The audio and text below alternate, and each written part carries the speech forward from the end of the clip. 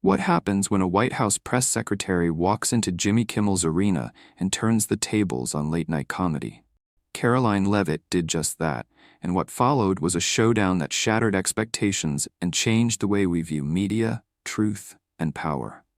In a moment of fiery confidence, Leavitt took on Kimmel's sharp jabs with unmatched composure, using nothing but raw truth and facts to expose the entertainment industry's distortion of reality. The result? A viral moment that sparked a national conversation and made Karoline Leavitt a symbol of courage and truth. But before we dive into this story, I want to hear from you. Comment down below. Where in the world are you watching from? Let's light up this comment section. And hey, if you love stories with high drama, power shifts, and the kind of moments that leave people speechless, you're in the right place. Tap that subscribe button right now. Hit the notification bell so you never miss when we drop the next chapter in these powerful, untold stories. In this breakdown, we'll explore how one woman's unwavering belief in truth brought a legendary comedian to his knees and forced the world to rethink the role of media in shaping public perception. Let's dive into the explosive clash that everyone's still talking about. The night began like any other late-night political interview. The atmosphere was charged, with Kimmel ready to do what he does best: entertain, joke, and poke fun at the political figures of the day. Leavitt, however, was not a typical guest. As she strode confidently onto the stage, dressed in a striking red suit, her presence immediately commanded attention. It wasn't just her wardrobe. Every inch of her demeanor exuded an unspoken message. She wasn't there to play games. The studio lights beamed down on her as the audience greeted her with a mix of applause and boos, dividing the room between those who supported her and those who cheered for Kimmel. But Leavitt didn't flinch. She simply took her seat and smiled, unwavering, despite the tension in the room. Her poise was undeniable. Her eyes glimmered with sharp intelligence, a contrast to the mocking tone Kimmel often took with his guests.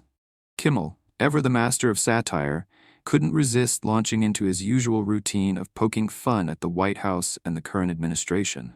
He tossed his first jab with a smooth, sardonic grin. "I hope she brought a map to navigate my questions," the audience bursting into laughter at his trademark humor. The quip was a playful jab at Leavitt's role in handling difficult questions at the White House, especially in dealing with the administration's controversial issues. The audience roared with laughter, but there was a noticeable shift in the air. Leavitt, still sitting confidently in her seat, didn't react to Kimmel's jab the way he expected. She didn't laugh, nor did she shrink in the face of the spotlight. Instead, she simply smiled, a calm, composed expression. And with that single look, it was clear she wasn't intimidated by the late-night host's antics. She wasn't there for jokes. She was there to make a statement. Kimmel, sensing this change in tone, leaned forward, trying to regain control. His next line was clearly designed to provoke. "So Karoline, welcome to the show. It's gotta be tough cleaning up after the president's tweets all the time. How do you handle the constant chaos?" The crowd, of course, loved it. Laughter erupted again, as Kimmel basked in the approval of the studio audience. But what happened next wasn't what anyone could have anticipated. Leavitt's response was swift, sharp, and delivered with a level of confidence that left Kimmel momentarily speechless. She didn't take the bait or try to deflect in a humorous way. Instead, she looked him dead in the eye and said with a steady voice, "I'm proud, Jimmy. Proud to represent millions of Americans, not the people sitting here twisting the truth for laughs." There was a split second of silence. Kimmel paused, his smile faltering as he processed her response. He'd expected a quip or some form of defense, but instead, Leavitt had dropped a bombshell that immediately shifted the entire dynamic of the interview. The audience, sensing the change, broke into applause. Leavitt, without raising her voice, had just delivered the first of many blows that would set the tone for the rest of the evening. Kimmel, never one to back down, tried to regain control by switching tactics. With his usual sarcasm, he leaned forward and said, "Oh, well, that's certainly a strong answer. But let's talk about the real issue. The economy's struggling, prices are rising. How do you explain that, Karoline?" He was hoping to bait her into a defensive position, to turn the conversation into a light-hearted debate about the administration's handling of economic challenges. But once again, Leavitt wasn't playing by the usual rules. She didn't get defensive or flustered. She calmly responded, "Rising prices, Jimmy, are a global issue, not just an American one. You know, crude oil prices spiked 40% due to Middle East conflicts, but our policies have boosted domestic oil production by 15%. And that's created 300,000 new jobs, according to the Department of Energy." The shift in the room was palpable. Kimmel tried to interject with his own joke, but his usual charm seemed to lose its power. The audience, divided at first, started to rally behind Leavitt, responding to her calm, factual retorts with louder applause. The crowd began to recognize the weight of her words, the depth of knowledge she was bringing to the table. She wasn't just talking about politics, she was laying down facts that Kimmel's typical late-night comedy didn't often tackle. And just when it seemed like Kimmel was about to fire back with another sarcastic remark, Leavitt made her move. She sat up straighter in her chair, her voice becoming even more cutting. "You love numbers, don't you, Jimmy? Well, here's one for you. Before tariffs, we imported 60% of our steel from China, costing 500,000 American steel jobs. But now, thanks to our policies, domestic steel production is up 25%. That's the truth. That's why I'm here, to defend the workers you ignore in your jokes." The audience erupted. The cheers and applause grew louder, and even the corner of the room that had been cheering for Kimmel seemed to be swayed. Kimmel, visibly rattled by her confident delivery, tried to deflect again, but Leavitt wasn't giving him an inch. Every time he tried to get a laugh at her expense, she countered with facts and sharp rebuttals, turning his comedy into a platform for truth. The dynamic had completely shifted. This wasn't a political interview anymore. It was a battle of ideals. Truth versus sarcasm, substance versus spectacle. The intensity of the moment reached its peak when Kimmel, now desperate, decided to show a video clip of Leavitt from one of her White House press briefings. The clip was strategically edited to highlight a brief moment where she appeared to hesitate while answering a reporter's question. It was a clear attempt to make her look flustered and unprepared, the kind of embarrassing moment Kimmel could spin into a laugh. But instead of letting it land, Leavitt shot back with poise and precision. "Is this the truth you're talking about?" Kimmel asked, his voice dripping with sarcasm as the video paused on her hesitant expression. The audience waited, unsure of how Leavitt would respond. Leavitt didn't flinch. She looked directly at Kimmel, her gaze unwavering. "That's disappointing, Jimmy," she said slowly, her voice cold yet composed. "You had to dig for hours to find 5 seconds of me pausing. But you didn't dare show the other 10 minutes of that briefing, where I gave the numbers, where I told the truth. Tariffs created 2.3 million manufacturing jobs last year, according to the Department of Labor's report. There was no room for a comeback." The audience broke into thunderous applause. Kimmel, for the first time that evening, seemed at a loss for words. The tension in the studio was electric. With each response, Leavitt had effectively cornered Kimmel, making his usual comedic tactics seem weak and hollow. The audience, now fully on her side, continued to cheer her on with louder applause. Kimmel, unable to regain control, shifted uncomfortably in his chair, his signature smile now faltering. Leavitt was winning, and it was becoming impossible for the late-night host to disguise his discomfort. Still, Kimmel, ever the comedian, attempted to salvage the moment by leaning into his usual humor. He tried to lighten the mood with another sarcastic remark. "Well, it looks like the audience is really loving you tonight, Karoline. But you know, I always thought comedy was about making people laugh, not, trying to change the world." His voice was light, but the underlying defensiveness was palpable. Leavitt, however, didn't bite. She didn't take the bait to turn this into another round of witty banter. Instead, she calmly locked eyes with Kimmel, her expression unwavering. "You know, Jimmy," she began, her tone measured and serious, "this isn't about jokes, this is about truth. I came here to speak for the millions of Americans who are constantly overlooked in this entertainment world. The workers, the families, the people who rely on us to get things right, not twist the narrative for a laugh." The audience, who had been swinging between laughter and applause, responded with a standing ovation. It was clear that Leavitt had not only won the respect of the crowd, but she had also elevated the conversation from entertainment to something much more meaningful. Kimmel, who had made a name for himself by making light of serious political matters, was now caught in a position where he had to contend with a woman who had outmaneuvered him at every turn. But the battle wasn't over yet. Kimmel, sensing the severity of the situation, tried to change gears. He leaned forward, his voice taking on a more biting edge. Okay, you want to talk about truth? Let's talk about something that's hard to ignore. Inflation. Gas prices. I mean, we're all feeling it, right? Can you honestly say the administration is handling this well? Kimmel's question hit hard, an attempt to bring Leavitt back into the realm of political debate where he could challenge her with facts and figures. But Leavitt, unfazed, was ready for this. Jimmy, she began, her voice calm but cutting. You're right, rising prices are a global issue. But what you won't mention is that we've taken steps to secure American independence when it comes to energy. Did you know that under this administration, we've increased domestic oil production by 15%? And we've created over 300,000 new jobs in the process, according to the Department of Energy. That's the truth you won't talk about. The response was like a hammer to a nail. Leavitt's facts were solid, her delivery unyielding, and her stance so firm that Kimmel's usual wit had no ground to stand on. The audience, already leaning toward her, erupted into applause once again. It was clear this was no longer a casual conversation. This was a battle for the narrative, and Leavitt was leading the charge with unshakable confidence. Kimmel, trying to find a way to regain his footing, attempted to deflect. All right, but what about tariffs? You do realize those policies have led to price hikes, right?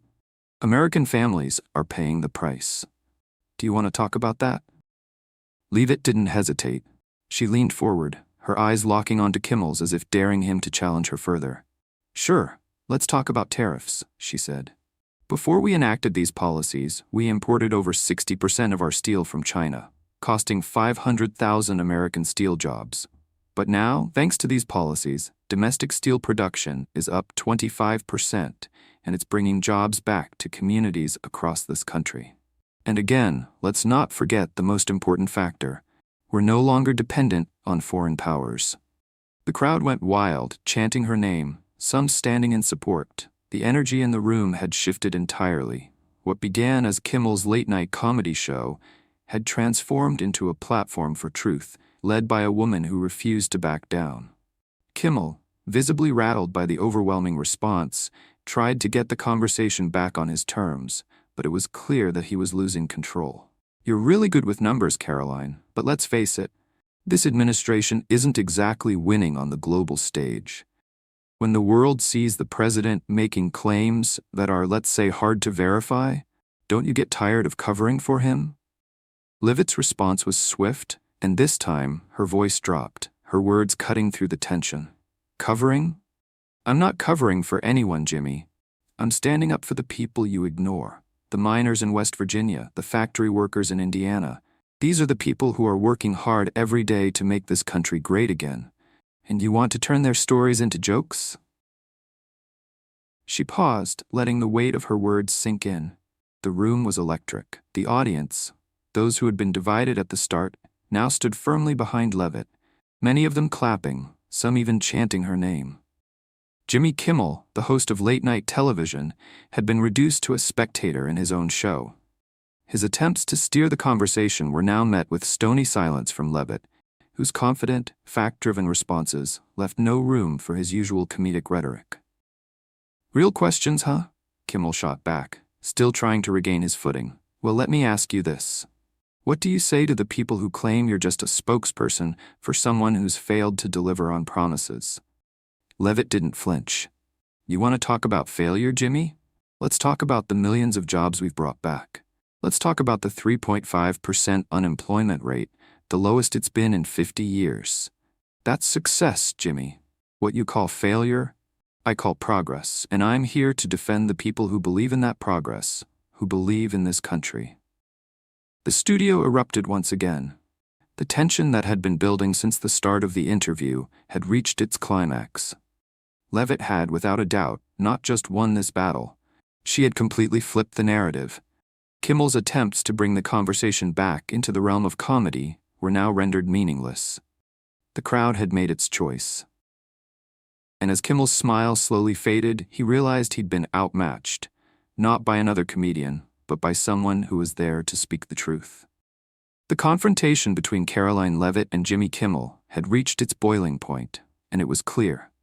Leavitt wasn't just playing a role as a press secretary. She had turned the late-night comedy stage into a battlefield. And she was winning. As Leavitt stood her ground, Kimmel's typical late-night persona began to crumble. His confident, smooth delivery was replaced with moments of hesitation, frustration, and an undeniable discomfort. For the first time in a long time, Kimmel seemed powerless, not to the politics or policies, but to the strength of Leavitt's presence. The cameras caught his every move as he fumbled through attempts to regain control of the conversation. But every time Kimmel tried to throw another jab, Leavitt effortlessly parried with cold, calculated facts, using data and sharp responses that rendered his sarcasm impotent. The crowd, sensing the shift, became increasingly vocal in their support for Leavitt, applauding her every fact-filled rebuttal. Finally, in an attempt to close the conversation, Kimmel attempted to deflect with one last weak joke. "All right, Karoline. Looks like you've got me cornered. You sure know how to heat up a stage." His voice was strained, attempting to mask the sting of defeat with humor. But Leavitt wasn't interested in closing with a joke. She wasn't there for the entertainment. She was there to make a statement. She wasn't just representing the administration. She was representing the people who never got the airtime, the workers who toiled away in factories, the families who struggled to make ends meet. And she wasn't about to let Kimmel or anyone else twist the truth any longer. "I'm not here for the jokes, Jimmy," she replied, her voice steady and piercing. "I'm here to speak for the millions of Americans who are tired of being treated like a punchline. You know, it's easy to make fun of the people who are actually trying to improve things. It's easy to sit behind a desk and mock policies that create jobs, that secure our borders, that give people a better chance. But it's harder to acknowledge the real change that's happening." Her words hung in the air, and for the first time that night, the studio fell quiet. The reality of her message sinking in. The crowd was no longer laughing, it was listening. The shift in energy was palpable. Leavitt had stopped being a political figure. She had become a force of nature, a voice for the unheard and the ignored. Kimmel, trying to recover from the barrage of truth, feigned a smile. "Well, we'll be back after the break," he said, attempting to sound upbeat, but the words came out flat. The energy in the room had changed. The laughs that usually followed his catchphrases were now faint, weak, almost out of obligation. Kimmel had lost the room. As the cameras zoomed out, Leavitt calmly removed her microphone, a deliberate move that symbolized her complete disinterest in the superficiality of the late-night entertainment world. She didn't need the stage or the lights to amplify her voice. Her message had already been heard. The applause, once sporadic and scattered, grew louder and louder. It was no longer just the people in the studio clapping. It was the millions watching from home, the ones who felt ignored by the mainstream media, the ones who saw in Leavitt a symbol of truth and courage. Leavitt stood tall, and with one final look at Kimmel, she walked off the stage, her red suit a blazing symbol of her strength. The camera captured the moment as she made her exit, and it was as if the entire studio shifted in her wake. Kimmel, still sitting behind his desk, looked small in comparison. His trademark smile had all but disappeared, replaced by a look of disbelief. The aftermath of the encounter didn't just reverberate in the studio, it shook the media world. Almost immediately, social media erupted.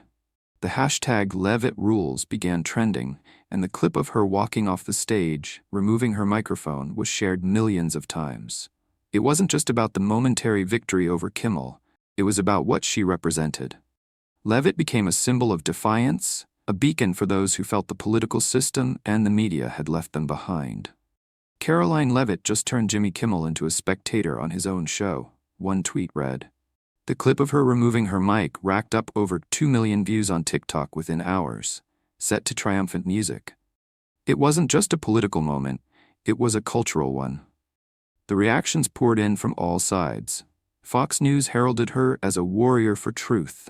quoting her line about forgotten Americans as a rallying cry for a new generation. Even conservative outlets like Newsmax jumped in, running headlines such as "Press Secretary Crushes Comedian, Truth Triumphs," emphasizing the impact of her performance. Leavitt was no longer just a member of the White House staff. She was a media phenomenon. But it wasn't just conservative voices that took notice. Leavitt's message transcended political divides. Even neutral and left-leaning outlets like USA Today couldn't help but admit, Leavitt didn't just beat Kimmel. She changed the game. MSNBC, while reluctant to give her too much credit, acknowledged that she had successfully turned a comedy show into a platform for political discourse, something that no one had managed to do before. Her social media following exploded. Within hours of the showdown, Leavitt's Twitter account gained over 300,000 followers, and her viral tweet, simply saying, "Thank you for listening to the truth," garnered over 1 million engagements. She wasn't just a political figure now, she was a cultural icon. The ripple effect didn't stop there. College students across the country began analyzing her performance in lectures, with some even posting about how she inspired them to become more politically involved. "Leavitt doesn't just talk, she acts," one student wrote, with the post going viral in its own right, racking up over 200,000 views. Leavitt had struck a chord, especially with younger generations who were increasingly disillusioned with the status quo. Backstage, Kimmel's team was in full panic mode. One producer, looking at the numbers and the social media storm that had followed, exclaimed, "We just let her steal the show."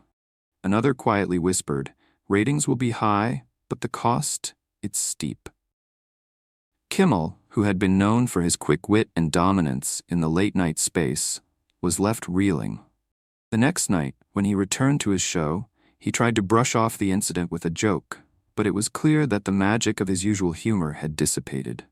The audience's reaction to him was subdued, the cheers weaker than usual, and some even whispered the name Karoline as he spoke. Kimmel had been dethroned, not by another comedian, but by a woman who had come into his world and turned it upside down. As the media storm surrounding Karoline Leavitt's legendary showdown with Jimmy Kimmel unfolded, one powerful lesson became crystal clear. In the face of sarcastic jabs, deflections, and mockery, it's not your emotions that make the difference. It's your calm, your logic, and your unwavering conviction in what you stand for. Leavitt's poise in that moment was nothing short of strategic brilliance. She didn't need to raise her voice or get caught up in the theatrics of late-night television. She didn't need to match Kimmel's jokes with jabs of her own or fight fire with fire. Instead, she responded with calm and conviction, delivering facts and powerful truths that spoke volumes. Her ability to counter mockery with facts and remain steadfast in her principles was a stark contrast to the usual banter of late-night shows, where comedians often rely on sharp wit to dominate the conversation. What makes Leavitt's actions so impactful isn't just her quick thinking. It's the fact that she chose to be the voice of reason in an environment filled with noise and exaggeration. In a world where everyone seems to shout to be heard, Leavitt showed that you don't need to shout to be powerful. The truth, when spoken clearly and with dignity, does not need to compete with loud voices. This moment became more than just an exchange between a press secretary and a comedian. It became a demonstration of how we can handle media attacks, public scrutiny, and hostile environments by holding our ground with clarity, focusing on what truly matters, and not letting ourselves get lost in the theatrics. Leavitt didn't fall into the trap of letting the conversation devolve into petty arguments. She didn't let Kimmel's sarcasm rattle her or take the bait to become a part of his late-night game. Instead, she stayed focused on what truly mattered: the truth, the American people, and the values she was there to defend. When Kimmel, realizing he was losing control, attempted to close the interview with a half-hearted joke about keeping it lighter in the future, Leavitt didn't engage. She didn't need to keep playing his game. She knew when to walk away, and that, in itself, was one of the most powerful moments of the night. By calmly removing her microphone, turning her back on the stage, and walking off with dignity, Leavitt not only asserted her own power, she sent a message to the world. You don't need the spotlight, the stage, or the audience to be heard if you know your worth and stand by your truth. Leavitt's exit wasn't just about leaving Kimmel's stage, it was about leaving behind the noise of entertainment, leaving behind the distraction of ridicule, and choosing to stand in the face of those who sought to undermine her. It was a deliberate, powerful act that sent a message far beyond the walls of the Jimmy Kimmel Live set. The world took notice. Social media exploded with support for Leavitt, and she quickly became a symbol of integrity and courage in a landscape where truth often gets lost in the shuffle. She was no longer just a press secretary. She had become the voice of the unheard, the voice of the people who were tired of being mocked or ignored, the people who felt like their struggles weren't being acknowledged by the mainstream media. In the days following the interview, Leavitt's tweet, simply thanking the public for listening to the truth, was shared millions of times, garnering over 1 million engagements in hours. Her viral moment was a reminder to all of us that the truth doesn't need to compete with the noise. It doesn't need to shout or make a scene. Sometimes, it only takes one person standing firm, speaking with clarity and dignity, to shift the entire narrative. In a world that often prizes sensationalism over substance, Leavitt's actions proved that we can break through the noise with the power of truth, knowledge, and the strength to walk away from distractions that seek to pull us off course. What Leavitt did on that stage wasn't just about winning an argument. It was about setting a new standard. A standard where truth is valued over theatrics, where dignity is more important than winning at all costs, and where one person can make a difference simply by standing firm in their beliefs. So, what can we learn from this iconic moment? First, that we don't need to engage in every battle. Sometimes, the best way to protect our values is by knowing when to walk away. Like Leavitt did. We don't need to let the noise drown out the truth. And perhaps most importantly, we don't need to shout to be heard. Leavitt taught us that in a world full of distractions, sound bites, and sarcastic jokes, sometimes the strongest thing we can do is simply stand tall, hold fast to our convictions, and speak the truth clearly and confidently. Her victory wasn't just about dismantling a comedian's attempt to mock her. It was about showing the world that truth and dignity are the greatest strengths we have in creating change. Her legacy will echo beyond that stage, not only for how she confronted Kimmel, but for how she reminded us all that, in the end, the truth doesn't need a stage to be heard. It will stand on its own. Bookmark. Thanks for watching. If you enjoyed this breakdown, don't forget to like, share, and subscribe for more moments where truth triumphs. Until next time, stay strong and keep speaking your truth.